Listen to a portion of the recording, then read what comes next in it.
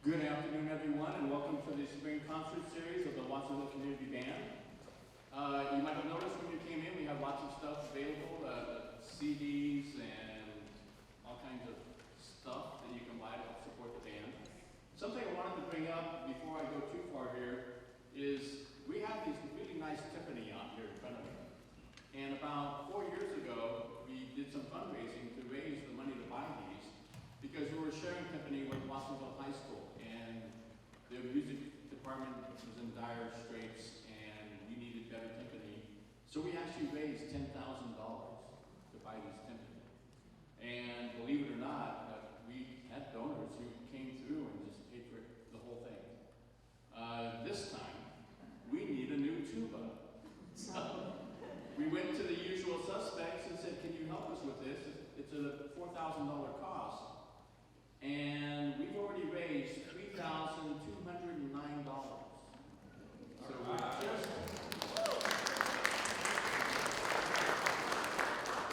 So we're just a little less than $800 short of reaching our goal. So when we have our intermission, think about making a contribution in our little money jars back there to help us with the tuba. I'd like to well, first, if you have a cell phone, please put it on silent. And I'd like to introduce our conductor. It's kind of interesting because I read this every year, and for me it's boring because I read it every year, and I've been doing this for a long time. But he's a graduate of Watsonville High School, longtime band director of North Salinas High School. He majored in music education, performance, and conducting at Convivial College, San Jose State University, and took advanced studies at the American Band College in Ashland, Oregon. He's been an active member of the Central Coast section of the California Music Educators Association and served on their board for many years. He's a founding member of the Western Band Association and a concert and marching band adjudicator for the Northern California Band Association. He's been a member of our band since 1983. Now, I got an email this last week that he won another award. Oh wow, this is cool. But then it said he was the Central Coast Music Educators Association, which is covers a lot of territory here in the central part of California coast. He was named the Retiree of the Year. So I was thinking to myself, and I asked Brad, I said, Brad, Retiree of the Year, does that mean they're happy you retired? But then I thought, no, it can't be that because he comes to band practice on Wednesdays and he's barely coming in and looking haggard and worn out and saying, I just spent the entire day teaching middle school. So he's not really retired, or he's retired as far as music educators go. But he does so much in going back and helping kids and volunteer stuff and doing things like we have here with our band. Ladies and gentlemen, our conductor, Gronroos.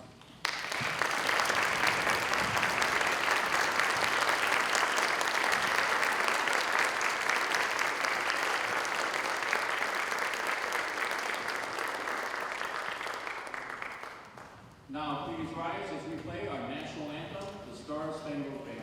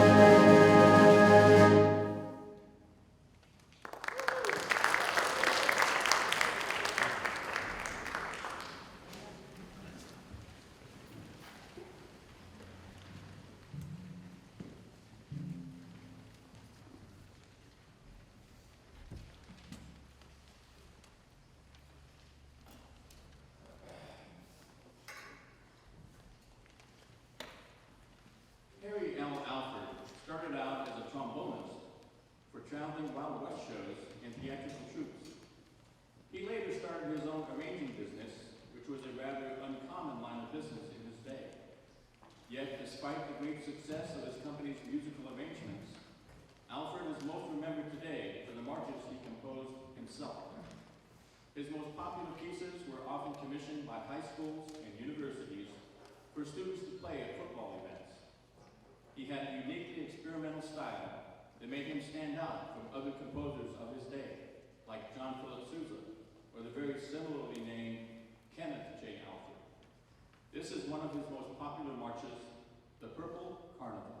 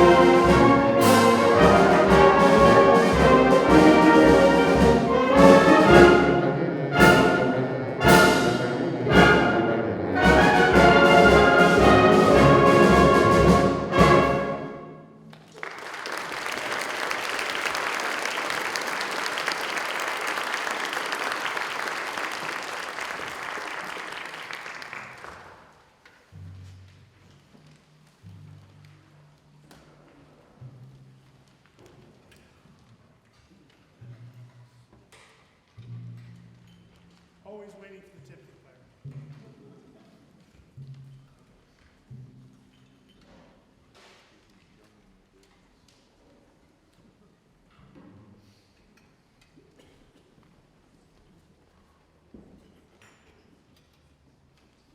Let us take you to the 16th century England, when King Henry VIII was on his throne. An extravagant and dangerous man, he remains one of the most notorious characters in British history. He got married 6 times, and only 2 of his wives lived to tell the tale. But this mad monarch had a musical side to him as well. The piece you are about to hear is one of the many songs Henry VIII wrote in his lifetime. You can hear the twirling skirts and curtsies of the court ladies in the woodwinds, and the dashing leaps and bounds of court gentlemen in the brass. Finally, the whole band plays together as Henry VIII arrives and joins the dance in all his infamous splendor. This is Pastime with Good Company, arranged by Philip Sparkle.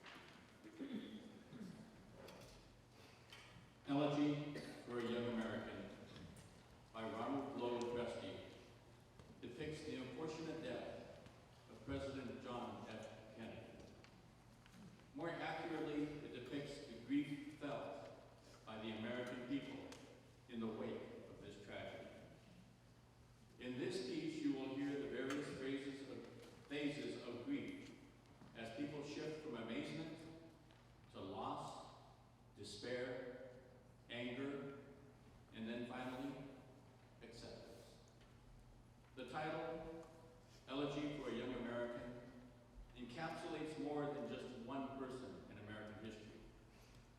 It is in honor of all the Americans who are struck down too soon in the service of our country.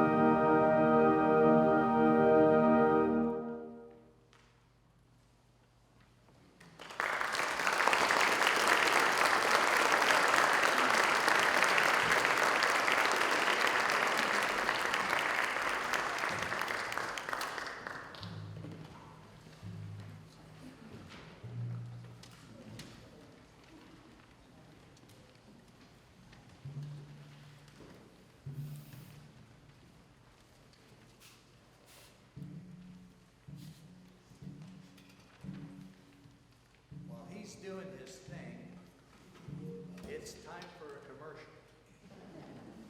Dana already mentioned all the goodies out here in the lobby. Among those is our last CD that we recorded, which was last August, our 76th anniversary CD, and it's pretty darn good. So it's only $10. Where are you going to get that much music for $10?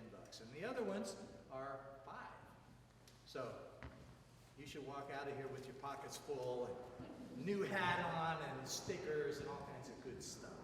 And we appreciate that support. We're recording this concert today. I'm sure you noticed these things here. So you will be on our next CD, not only through your applause and your reaction and all of that, but you see these microphones are facing you. And at the end of Battle Hymn of the Republic, everybody knows Glory Hallelujah. Those are the words. These will be hot and on you. So and I can't help you, because they'll pick me up very loudly, and we don't want that. So you'll know when the time comes. I'll turn around, and we want a lot of Glory Hallelujah going on in here. Sir. Ladies and gentlemen, this man is so comfortable doing this because he is our conductor emeritus, Eugene Smith.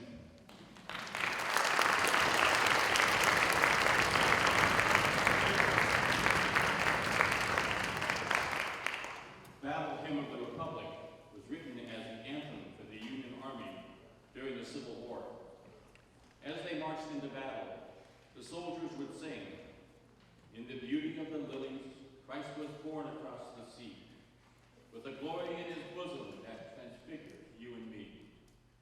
As he died to make men holy, let us die to make men free, while God is marching on." Join us as we perform Battle Hymn of the Republic, arranged by Peter J. Wilhowski.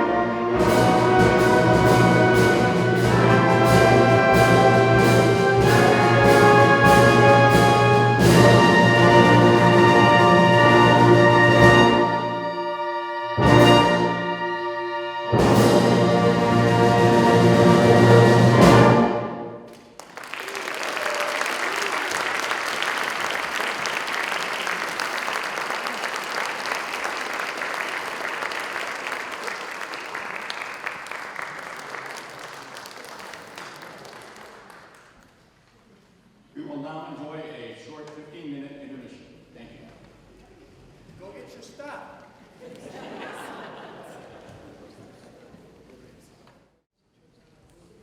We now go across the Atlantic Ocean to meet the British Marines as they sail the high seas on their mission of military excellence. Kenneth J. Alford wrote this piece to honor the bravery of the Marines, but this is not your ordinary military march. The British Navy anthem pops up once in a while as they chauffeur the Marines everywhere they need to go. The band now presents the H.M. Jolly's March.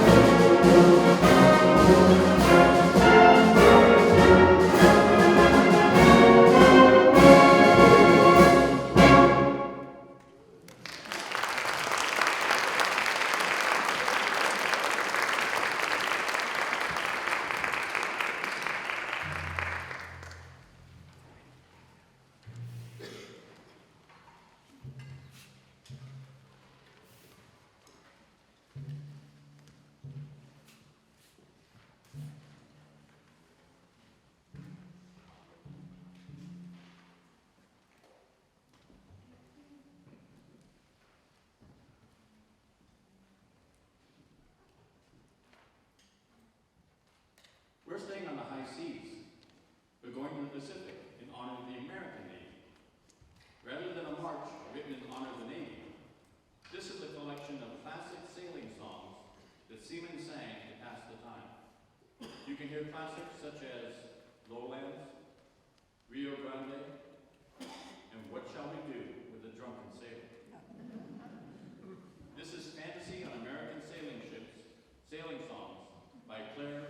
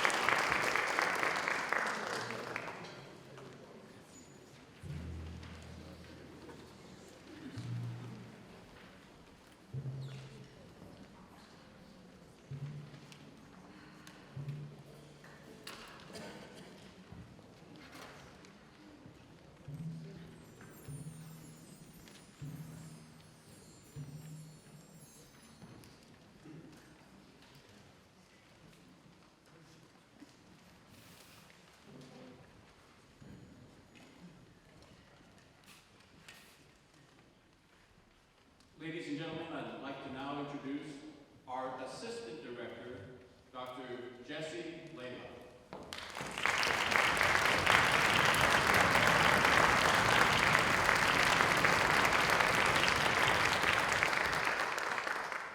Ray Charles' friends and family may have called him Brother Ray, but his musical contemporaries preferred to call him the Genius. Despite losing his sight at a very young age, Ray rose to become one of the most influential musicians in history with his hits like I Can't Stop Loving You, Georgia on My Mind. He masterfully combined blues, jazz, gospel, country, and pop music to create his own unique style. This next piece is a tribute in honor of the genius of Ray Charles.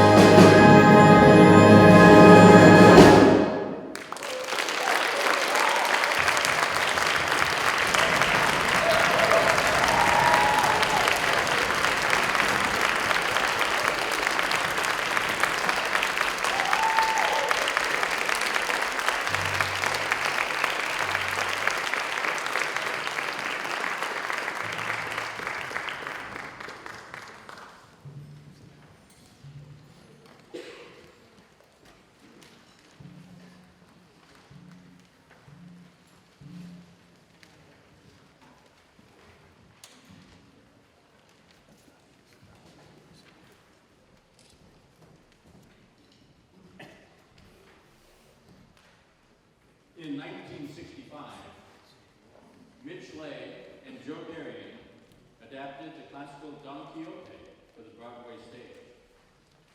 Man of La Mancha depicts the aging Spanish lord Don Quixote, who believes that he is a legendary knight of the Round Table.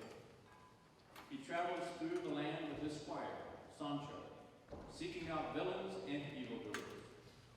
His devotion to chivalry convinces everyone that he is mad. But his kindness touches the lives of everyone he meets in some of the most eccentric ways. We now present Man of La Mancha.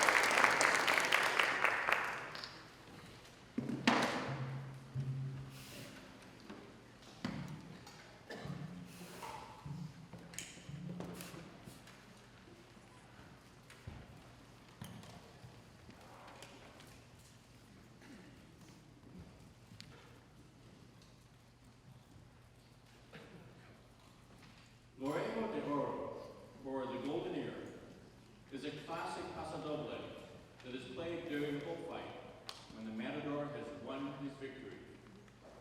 The greatest prize a matador could win would be the ear of his opponent, the bull.